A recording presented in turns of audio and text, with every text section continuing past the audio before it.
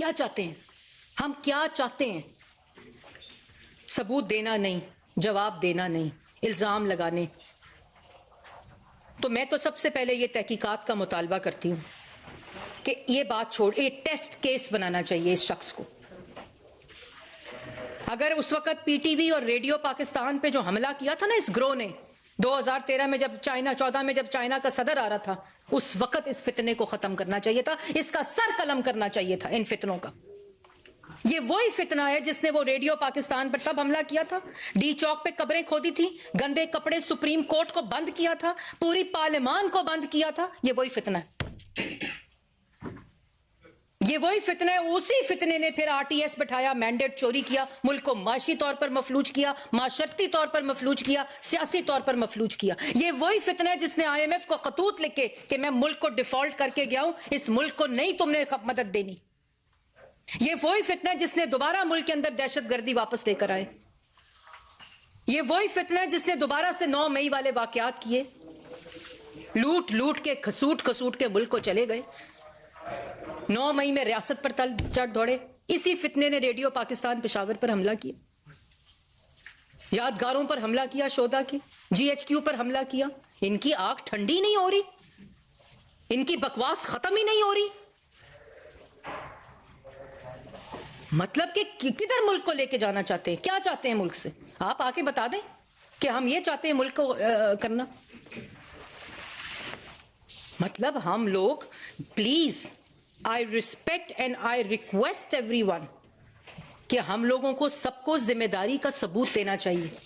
मुल्क के कितने क्रिटिकल जंक्चर से गुजर रहा है, इतनी क्रिटिकल कैफियत से गुजर रहा है कि ये सबका नुकसान हो जाएगा अगर कोई बड़ा नुकसान हो गया तो। Please hold your horses, please, खुदा का वास्ता है, एक जिम्मेदारी का सबूत दें। आपने इल्जाम लगाया है, आप सबूत दें। आप कोर्ट ऑफ लॉ में जाएं, आप चीफ जस्टिस जिसके ऊपर इल्जाम लगाने उसकी अदालत में जाएं, वहां और जजेस भी बैठे हुए हैं। आप इलेक्शन कमीशन में जाएं, कमिश्नर के, चीफ इलेक्शन कमिश्नर के अलावा और चीफ इलेक्शन कमिश्नर भी बैठे हुए हैं। आप इस्लामाबाद हाई कोर्ट में जाएं, लाहौर हाई कोर्ट में जाएं, सिंध हाई कोर्ट में जाएं। यार, आप अमेरिका जा रहे हैं। जिस वक्त में हम लोगों को मुल्क के अवाम की महंगाई की बात करनी चाहिए कि किस तरह खत्म करनी है, इस मुल्क को किस तरह इन माशी बहरानों से निकालना है जो ये फितना हवाले करके गए हैं, हम रोज किस चक्कर में इस झूठे उसके पीछे पड़ जाते हैं। मैं आप लोगों से भी दरखास्त करती हूं, मैं मीडिया से भी दरखास्त करती हूं, हाथ जोड़ के दरखास्त करती हूं, खुदारा इस मुल्क के बारे में सोचें।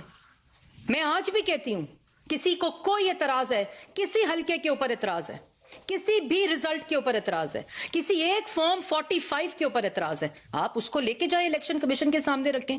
इलेक्शन कमीशन नहीं सुनता, उसको हाई कोर्ट के सामने रखें। हाई कोर्ट नहीं सुनती, उसको सुप्रीम कोर्ट के सामने रखें। भाई कहीं तो रखें अपने सबूत को। पता नहीं वो क्या कहते थे, वो जो साहब थे इनके, कितना पैसा बाहर से लाएगा, 200 अरब डॉलर लाएगा, वो आएगी, वो मुंह पे मारेंगे। मुंह पे मारते मारते मुल्क को कहां पहुंचा दिया यार। डॉलर तो एक भी वापस नहीं आया। इसलिए मैं आप सबसे गुजारिश करती हूं, कमिश्नर साहब जो आज बहुत पूरा दिन एक तमाशा रहा मुल्क के अंदर, गवर्नमेंट्स बन रही हैं, हुकूमत साजी के ऊपर मुशावरत हो रही है, इस मुल्क को इन बहरानों से निकालने की बात हो रही है, किस तरह हम इस मुल्क को यहाँ से निकालें। आप एक कागज़ कोई कागज़ ले आता है तो साइफर बन जाता है, मेरी साजिश होकर मेरी हुकूमत गिरा दी, वो पूरा बयानिया, बड़ा अच्छा बयानिया जी, इमरान खान का इतना अच्छा बयानिया है, उसका आप मुकाबला ही नहीं कर सकते। हाँ, हम नहीं कर सकते। हम अपने कौमी राजों को लहरा कर बयानिया नहीं बना सकते। हम GHQ पर, हम एम्बुलेंस पर, हम जिना हाउस पर हमले कर बयानियां नहीं बना सकते। आई कंसीड। हम झूठ को बेचकर इस अवाम को मुश्किलात में डालकर बयानियां नहीं बना सकते। मतलब कि साइफर को उठाओ तो साजिश हो गई है, मुल्क की गद्दारी हो गई है, बाद में पूछो तो कहा था पता नहीं क्या था साइफर। मतलब कि मैं अभी भी मैं कहती हूं, कमिश्नर साहब आपका ज़मीर जागा, अल्हम्दुलिल्लाह, मगर आप बयान अपने कोई सबूत दें।